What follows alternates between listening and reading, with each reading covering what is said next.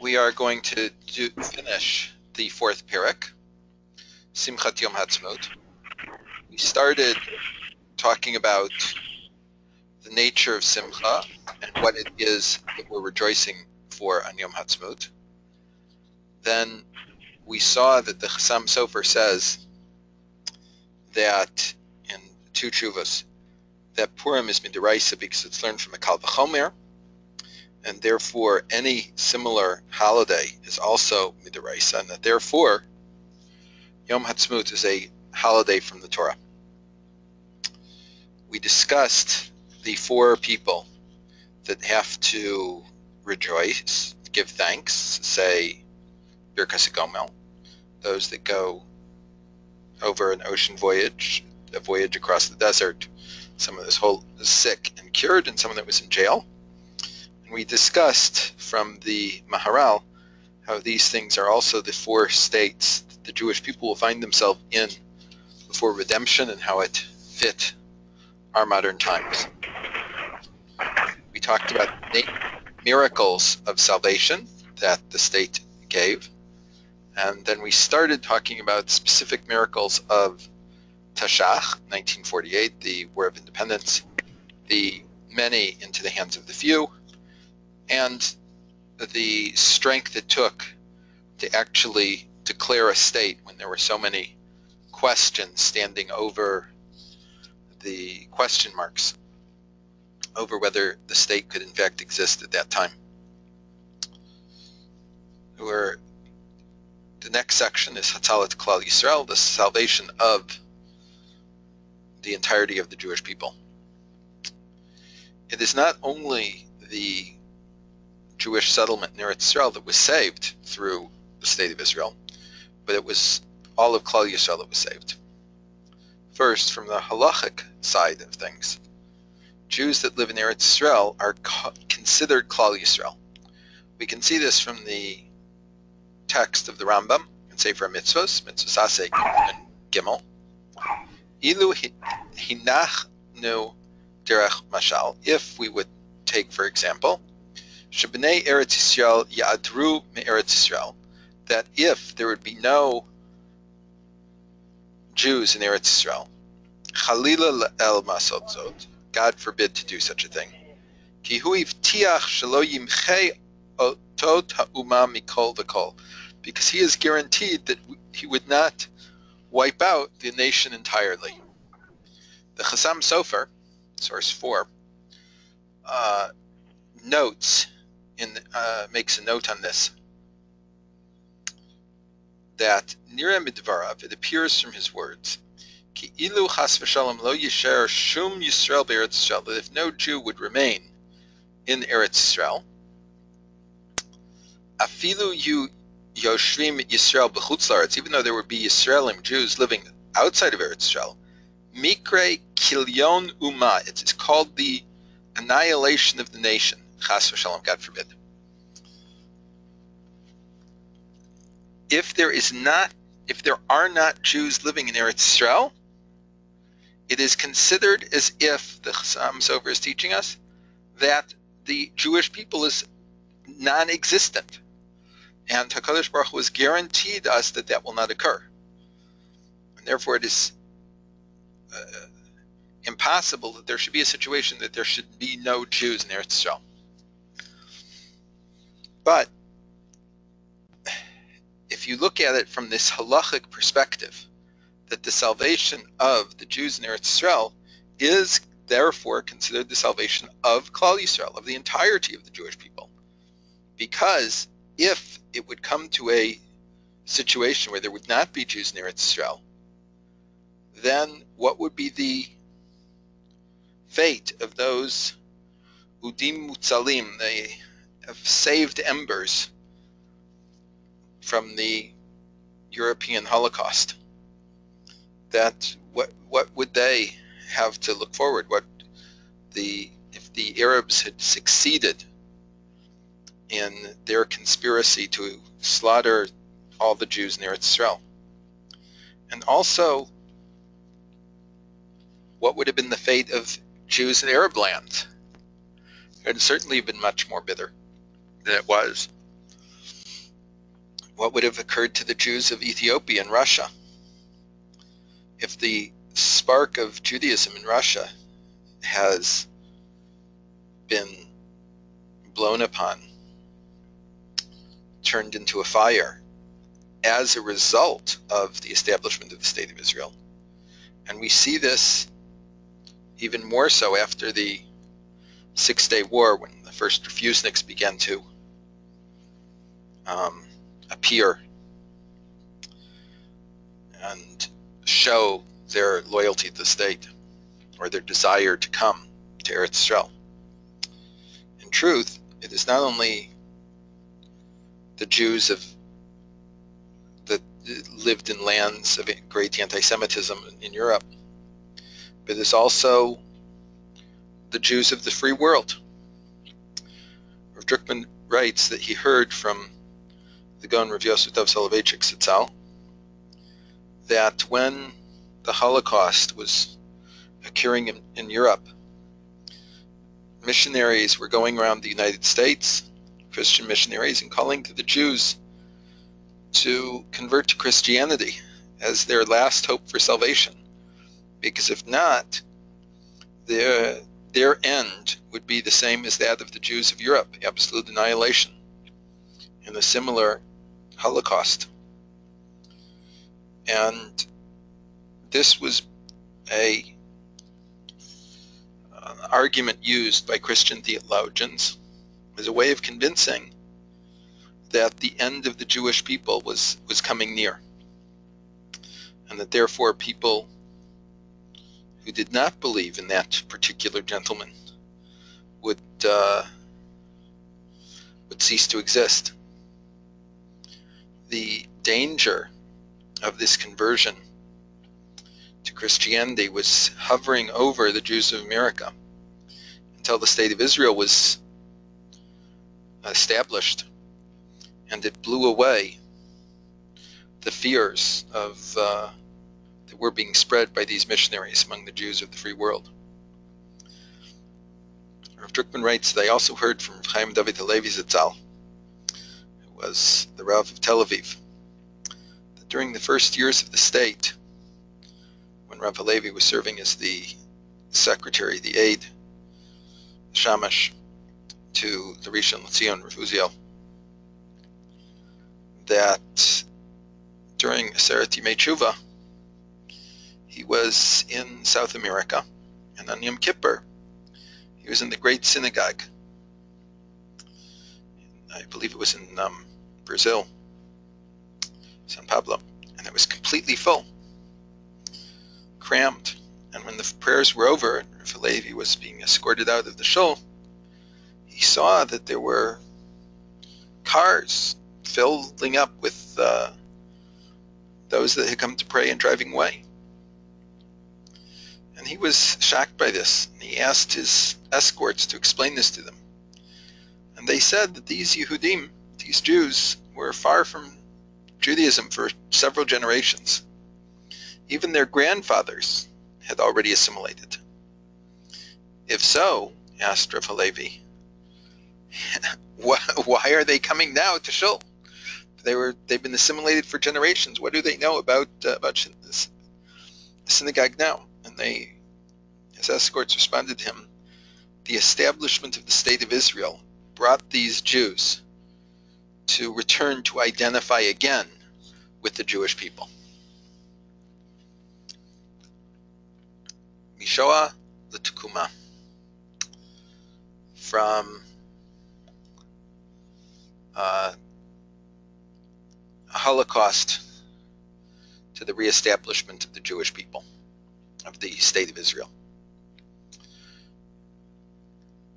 Yom Ha'atzmaut always falls close to Yom HaShoah, the Day of Holocaust Remembrance. When the Knesset was first judging when to establish a day, Yom HaZikaron, l'Shoah u'Gvura, Day of Remembrance to the Holocaust and to Strength, on the 27th of Nisan, most of religious Jewry were not comfortable with such a thing, from two reasons. First,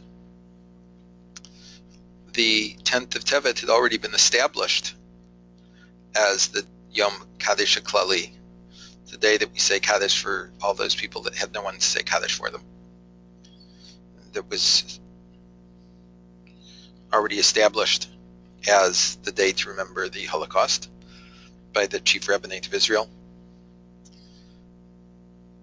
And the second reason why they retreated from this is the day to remember the Holocaust is because it was established in the month of Nisan, a day that we're not allowed to say eulogies.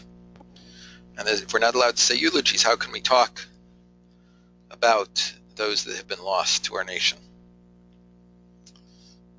Even though there was opposition, the general desire was to establish the Holocaust Day on the 27th of Nisan,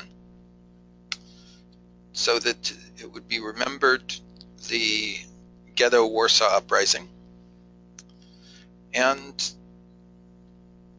at the time when it was declared as a national holiday in Israel and immediately took root this specific day throughout the world, worldwide Jewry, was because there were people that in the Knesset that had participated in the Warsaw Ghetto Uprising. And that's why it's not only Yom HaZikaron L'Shoah, but it's also Ulugvura, end of strength. Drukman writes that, to the best of my memory, and he has a phenomenal memory, even without any connection to the Ghetto Warsaw Uprising that is important in and of itself, there were other types of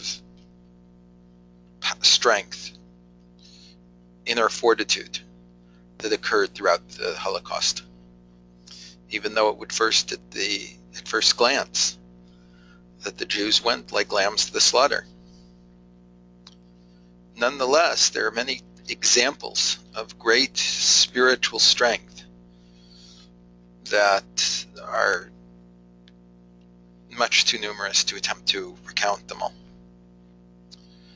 Nonetheless, when we go deeper and we consider that these 2 days, the Holocaust Remembrance Day,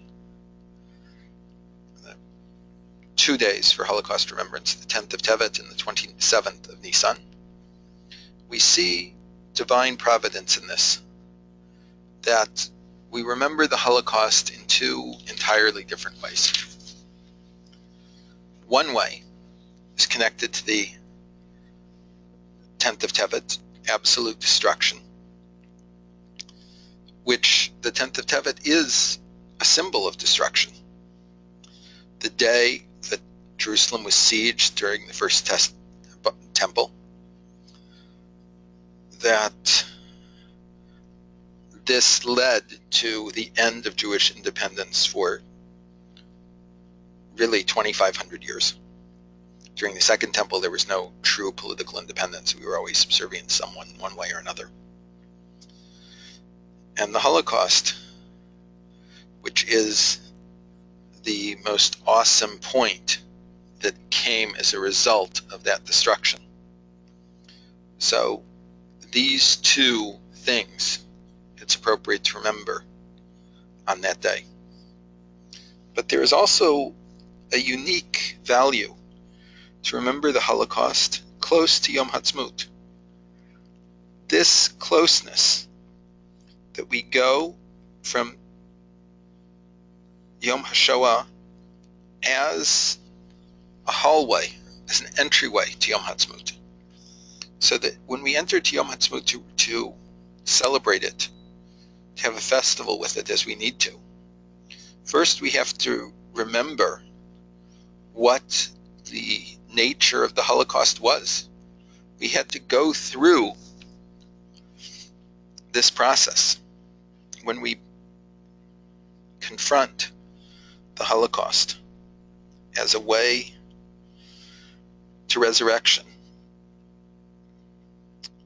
therefore through that we can understand why it is important to have independence. when we're talking about the Sipur Yetzias Mitzrayim, the tale of going out of Egypt on Leil HaSeder, the Mishnah teaches us Matchil B'ganus U'Masayim B'Shevach, that we start with those things that are insulting, talk about the lowliness of the Jewish people, and we end with praise.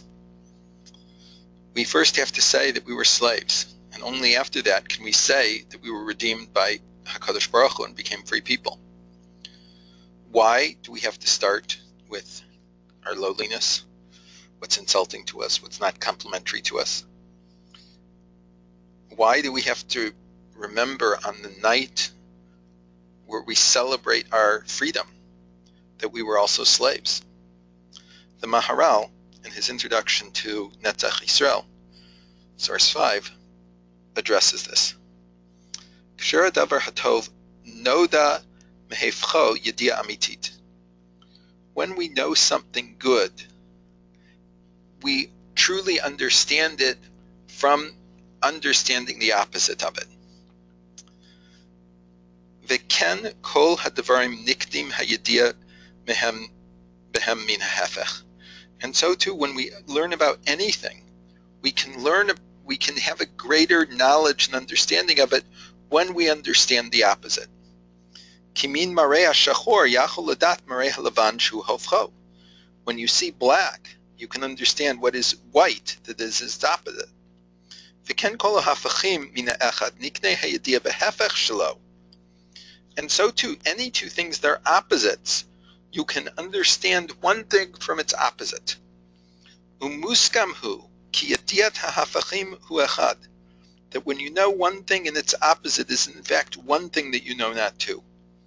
Ubeshvil zeh amru b'Haggadah. And because of this we say in the Haggadah, matchil b'ganut u'masayim b'shevach, that you start with things that are not great and you end with praise. V'lama matchil b'ganut. And so why should we start with the things that are insulting in any case? Rak shmipnei she'ein l'shbeach hakara amitit rak mina hefech.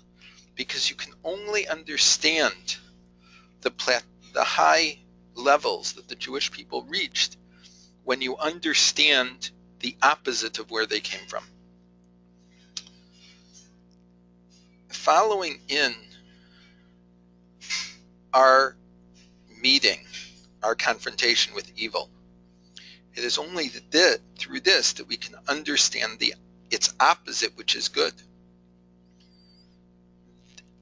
We only understand how something is good when we have the background of blackness. And it's through the background of black that the white can be seen. Therefore, we have to start by understanding what is bad, what is poor, what is not complimentary. So that is through that we can properly understand the praise that we have to give to God, or that we might conceivably be deserving. In order to understand the value of redemption, we first have to understand what is exile, what is slavery. Even though we personally may not have tasted this evil, nonetheless, we can study about it, we can see it. Only someone that has been hungry can properly understand how important bread is.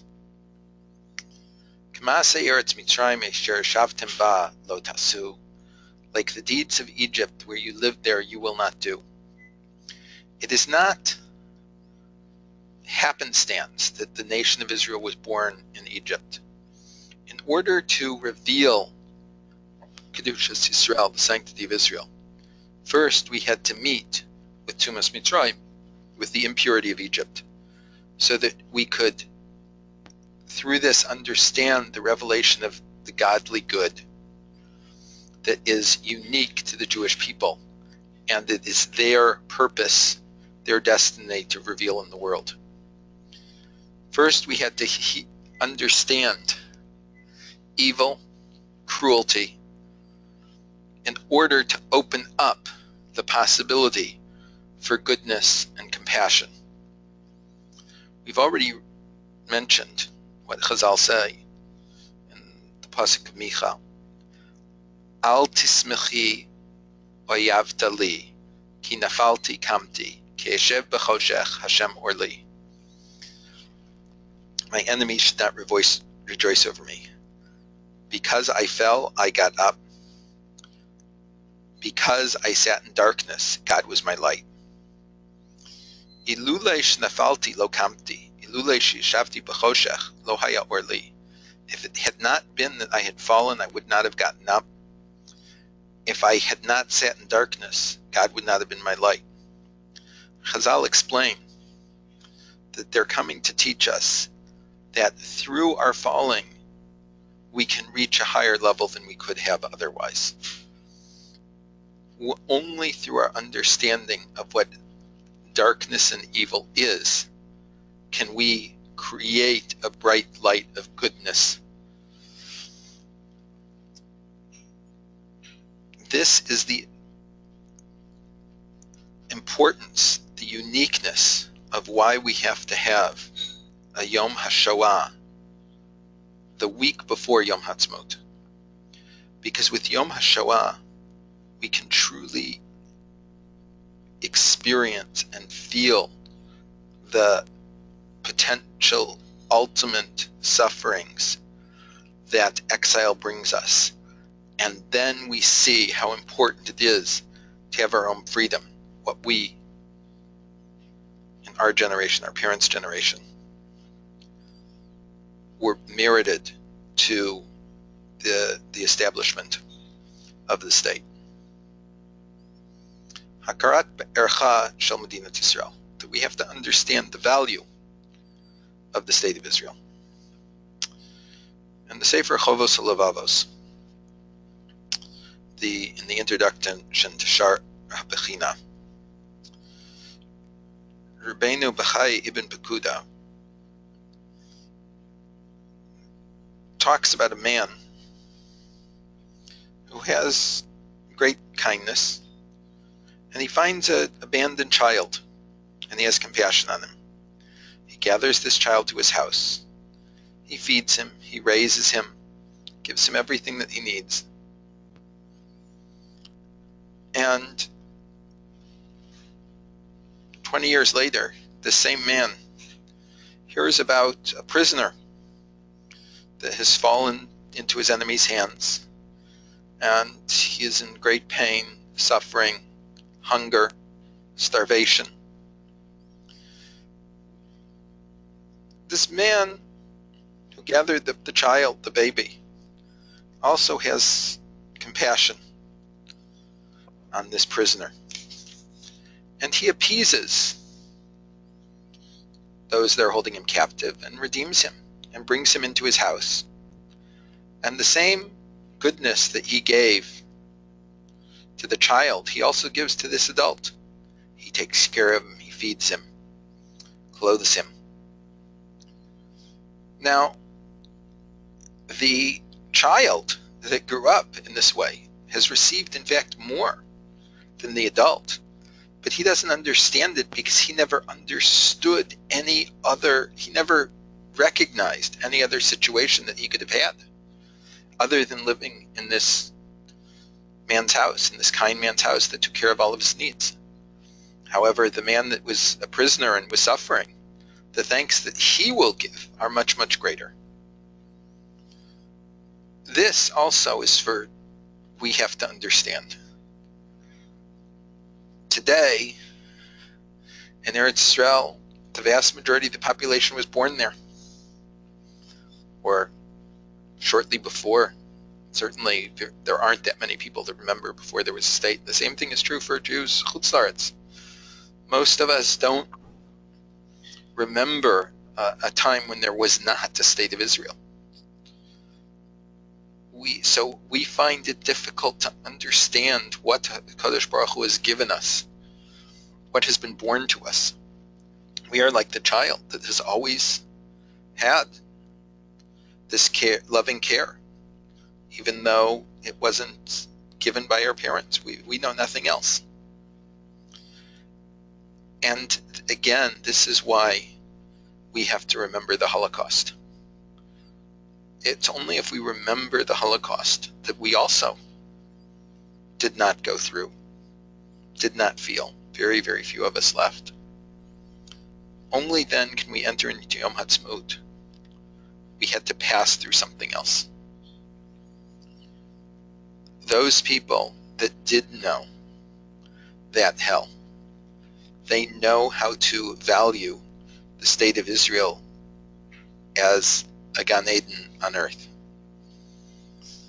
In the winter of Hey Tafshin Samach Zayin, Drukman went out with a group of students from grades 11 and 12 from Yeshivot Bnei Akiva to Poland. And after they traveled for a week in the Valley of Death, visited the camps of death, Motzi Shabbos, they had a free discussion among the students. And they expressed their emotions, what impressed them, their memories of the previous week. And one doesn't have to mention that they felt this deeply. Two of the students expressed their ideas in the same way. Remember, this was 1 year after the expulsion from Gush Katif. A year ago, on Yom Ha'atzmaut, when we were in the yeshiva and it was rejoicing so much, we did not understand why we have to rejoice over this state. What has this state done for us? Now, this year, in Yom Ha'atzmaut, after we have been here and we have learned what the Jewish people went through in exile, we will have the most joyous Yom Ha'atzmaut as possible. Now we know what the value for us of the state of Israel is. It's only when you truly understand the Holocaust that you can give value to the establishment of a state of Israel. This is not in Rav Drukman's Sefer. This is me speaking now. That several years ago I was visiting Rav Kafka in Haifa, and his family for several generations has davened in a pai shul. That's a Rosh Tevers for Pole Agudas Yisrael. So the Agudas shul, these were workers that almost doesn't exist in Israel anymore. There were two parties originally, Pole Agudas Yisrael and the Agudas Yisrael. They were closely allied. The workers of the Agudas and the Aguda. And he said when he was a child and the Holocaust survivors were the dominant force in the shul, every year Yom Ha'atzmaut, it was a massive celebration. And he said the children that have inherited it don't celebrate the same way. They fight over whether they should say Tachnan, whether they should Halal, what they should do. The generation that knew the Holocaust in Europe, there was no discussion, but that they had to say Hallel with the bracha for Yom Ha'atzmaut. Ma'apech shel mamash, a true turning things on their heads. After close to 2,000 years of life, where the majority of the Jewish people is in exile, filled with suffering, oppression, pains, for day after day overcoming our people. It's not one place, another. Decrees, pogroms, persecutions were the daily lot of the Jews. Rivers of blood until the Holocaust, which was greater than all of them.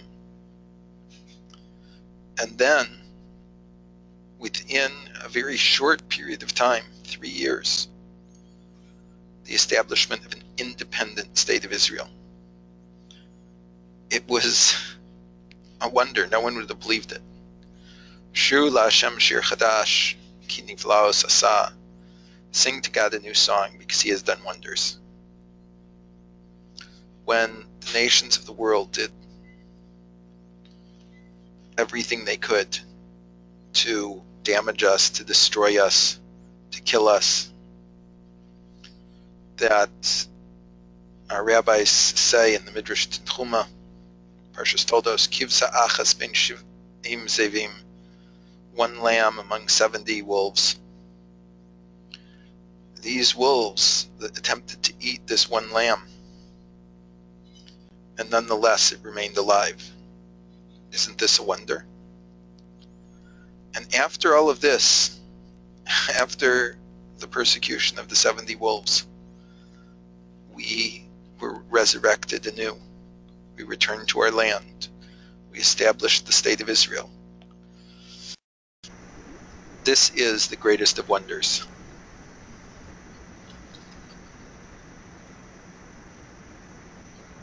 Yeah.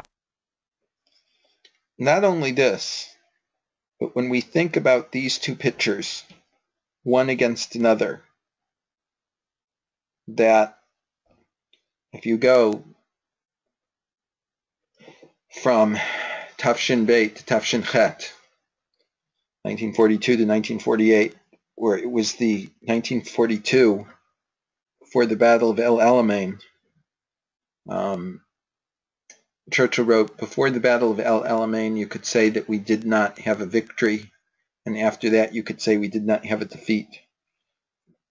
From the time of Jews being slaughtered by the 10,000s to coming up, isn't it the only reaction a person can have is Ki Niflaot Asa, that God has done wonders in this way. And also, Zechor Chasto ve'emunaso lebeis Yisrael, Ra'u kol afsei aretz es Yeshuas Elokeinu.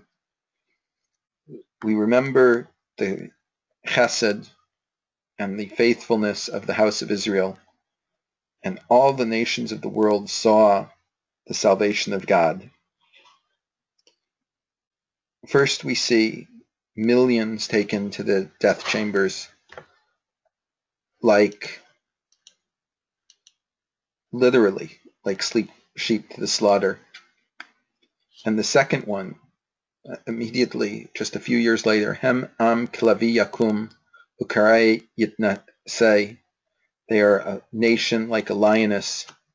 It stands up, and like a lion it raises itself. The nation of Israel fought with great power, strength, faith against many nations, many more, much more multiple, numerous than we were. And we were able to win.